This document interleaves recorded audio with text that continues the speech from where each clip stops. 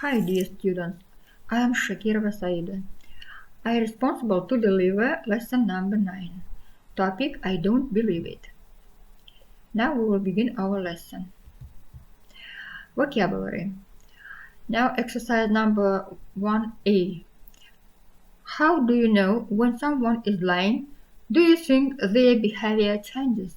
Read the text to check your answers. From the little white lies to lies which can destroy nations, people have lied for as long as they have told the truth. Some people are very good at it. So, how do we know if someone is lying? Here are the things to look out for. For the first, the quilty hand. When someone is telling the truth, they usually use more body language. They move their hands and their face more. When someone lies, their hands are still. The second, the lying eye. People find it very hard to tell you a lie if they are looking at you straight in the eyes. Normally, they look away just at the moment that they tell the lie. The third, the me. When people tell a story about themselves, they tend to use a lot of me words like I, me, and my. When they tell a lie, they don't use the me word as much. Exercise number 2A. Match 1 and 6 with AF. To make sentences. Exercise number 2B. Add the phrases we say and tell from the exercise 2A to the table.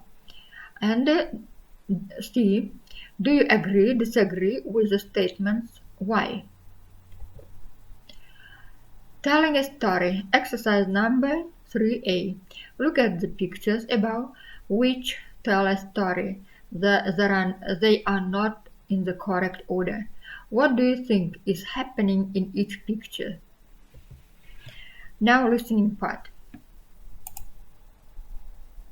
Unit 2, Recording 8. Okay, so tell me all about it. Well, in the beginning, I was at home, and this was just one morning before a very important interview, and I didn't feel well, so my mother had given me some pills, and then I didn't think anything more about it. So anyway, I then got on to the tube to go for my interview. Right, and what happened then? Well, clearly I must have fallen asleep, so I wasn't feeling great by this time. And I'm starting to feel sleepy, so I'm thinking I must have fallen asleep. Anyway, I was getting some funny looks even before I fell asleep. But anyway, I fell asleep, and then I realised before long I must have been having a dream, I suppose, about my mother. All of a sudden, I've woken up, but I haven't just woken up. I've woken up shouting the word, Mum! No, you're joking. At the top of my voice, in a packed, quiet tube. Oh, no. Yes, and everybody's staring at me, and that did not help matters. Anyway, I've got off the tube, and I've then arrived at my interview, put all that behind me. I'm still not feeling 100% perfect, but nevertheless, arrived at my interview on time and go in and think, actually, this is going rather well. They're not saying an awful lot, and come to think of it, they're looking at me in a rather strange way. Right, then what? Well, the next thing I knew, I have left the interview and said, thank you very much for seeing me, blah, blah, blah, and gone to the ladies' room. And there in the mirror, I could see what everybody was looking at and why they couldn't say anything. What was it?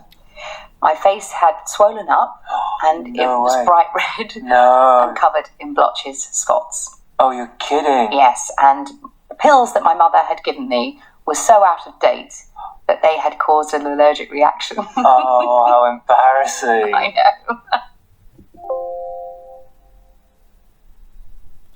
Now your homework. Make up situation about this story. It is your homework. Our lesson is over. Goodbye.